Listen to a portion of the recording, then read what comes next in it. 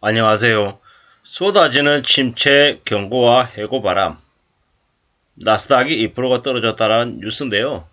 이는 미국 얘기입니다. 미국 얘기. 근데 지금 현재 이 미국 얘기가 한국 얘기인지 헷갈릴 정도로 지금 상황은 미국이나 한국이나 둘 다 매우 안 좋다라는 이야기를 드리고 싶습니다.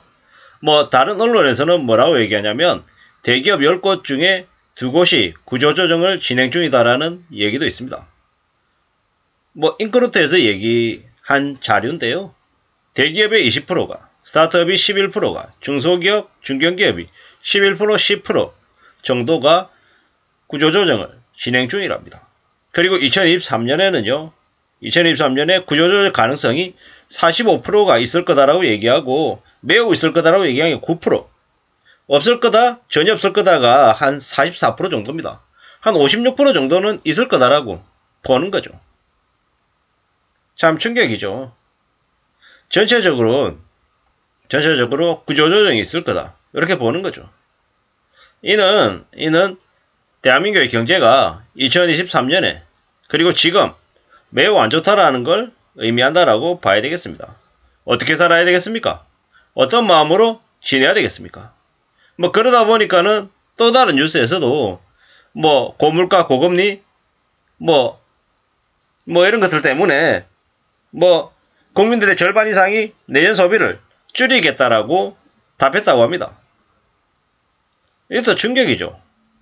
왜냐, 이제 소비는 심리죠, 심리. 경제는 심리에 따라 많이 좌우된다라고 얘기하는데 이미 사람들의 마음속에서 소비를 더 줄여야겠다라고 다짐하고 있다고 하니까 한국의 내수가 침체가 되는 건 당연할 거다라는 겁니다. 소비를 줄이는 이유가 뭐냐라고 이제 물었더니 물가 상승, 그리고 실직, 소득 감소 우려, 세금 부담, 채무 상환 부담, 이런 것들 때문이랍니다. 이러다 보니까는 줄이는 순서는 여행이나 외식이나 숙박, 그리고 내구재, 여가, 문화 등의 소비를 줄이겠다라고 얘기했답니다. 그리고 이랬든 저랬든 간에 먹는 거, 당장 이제 먹고 살아야 되는 먹는 거, 그리고 주거비, 월세, 전세, 전기, 가스, 그리고 생필품 같은 필수 소비재 소비는 늘 거라고 얘기한답니다. 살기 위해서는 어쩔 수 없이 소비해야 되는 것들을 얘기하는 거죠. 미국도 저렇게 경기 침체 때문에 계속 떨어진다고 하고, 한국은요, 한국대로 더 안 좋아질 가능성이 크고요. 미국 얘기지만 미국은 모건 스탠리가 글로벌 직원의 2%를 가문했다고 하는데 이게 1600명이라고 합니다. 워너브라더스, 디스커버리, 파라마운트 글로벌 이런 것들도 구조조정에 착수했다고 얘기하고요. 그리고 이제 시장에서는 미 연준이 내년에 기준금리 인상을 줄일 거다? 그에 대해서도 조금 부정적으로 이렇게 보는 것 같습니다. 그리고 경기 침체 이제 하는 곳이 이제 점점 드러나면서 아마 미국 전역들도 이제 경기가 안 좋아질 거다. 실적이 부진할 거다. 이런 얘기들을 이제 계속 하는 거죠. 댓글은 뭐라고 되어 있냐면요. 미국이 경기 침체를 만들고 있다. 이런 얘기들을 하는 거죠. 저도 이제 그 얘기에는 동의하는 게 뭐냐면 미국은 경기 침체를 유도해서 경기 침체를 놔둬서 사람들의 소비 여력을 줄이는 거죠. 줄인 다음에 이제 물가를 이제 낮추게끔 하는 방향으로 흘러가게 할 거라는 거죠. 하지만 확실한 건 뭡니까? 미국이 경기 침체가 되면 한국은 이제 훨씬 더 안 좋은 상황으로 갈 수 있다는 겁니다. 우리가 알고 있다시피 미국이 기침하면 한국은 독감 걸리는 게 현재 상황이죠. 한국은요, 지금 미국의 기준금리 인상 때문에 한국도 어쩔 수 없이 기준금리를 올려야 되는 시중금리 부담이 커지고 있지만 그와 더불어서 무역수지 적자, 대중국 적자가 이제 심각해지고 있는 거죠. 지난 그래도 박근혜 박근혜 문재인 정부 기간에는 중국을 통해서 한국이 좀 많이 여유를 불렸죠.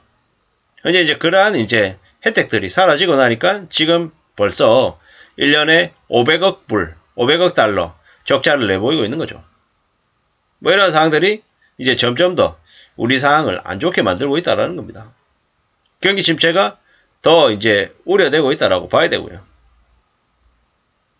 IFRS 솔벤시도 2023년 1월 1일부터 이제 적용이 된다라는 이야기도 이제 나오고 있습니다. 뭐 그로 인해서 이제 감당해야 될 일들은 또 클 거다라는 거죠. 솔벤시가 뭐냐? 솔벤시는 보험회사의 보유자산을 원가가 아닌 시가로 평가하는 거고요. 재무적 위험 요인을 위험 수준에 따라서 시나리오 분석 통해 가지고 평가하도록 하는 제도랍니다. 보유 주식에 대한 위험 부담금을 이제 마련하라고 얘기하는 건데요. 뭐 이런 거죠. 예를 들어서 보유한 주식이 1조 원이라고 하면 뭐 지급 여력을 뭐 예를 들어서 여력 비율을 뭐 10%로 많이 맞추라 이러면은 보유한 주식이 1조면은 뭐 요구 자본이 한 1천억 정도 가지고 있어야 되는 거죠. 뭐 그러면 어떻게 됩니까? 결국에는 보험사들이 가지고 있는 주식을 내다 팔 가능성이 큰 거고요. 뭐 주식을 내다 팔면 어떻게 됩니까? 시장의 주가가 이제 떨어지는 가능성이 큰 거죠. 뭐 이런 것들이 2023년 1월 1일부터 당장 시행된다고 하니까 이게 현실이죠. 참 우려스러운 일들이 뭐 여기저기에서 많이 터질 거다라는 겁니다. 둔촌주공도 뭐 3대1 정도로 분양 성적표가 지금 나오고 있는데 그것 또한 지금 이제 매우 우려스러운 수치죠.